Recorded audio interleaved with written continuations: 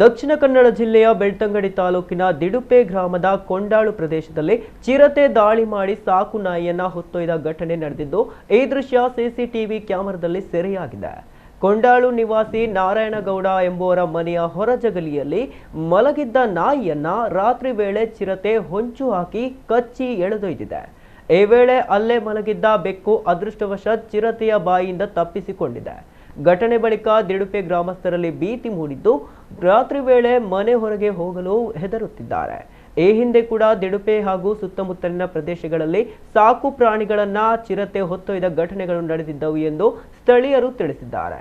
ಚಿರತೆ ಸಂಚಾರ ಹೆಚ್ಚುತ್ತಿರುವ ಹಿನ್ನೆಲೆಯಲ್ಲಿ ತಕ್ಷಣ ಕ್ರಮ ಕೈಗೊಂಡು ಪ್ರಾಣಿಯನ್ನ ಸೆರೆ ಹಿಡಿಯಬೇಕು ಎಂದು ಗ್ರಾಮಸ್ಥರು ಅರಣ್ಯ ಇಲಾಖೆಗೆ ಒತ್ತಾಯಿಸಿದ್ದಾರೆ.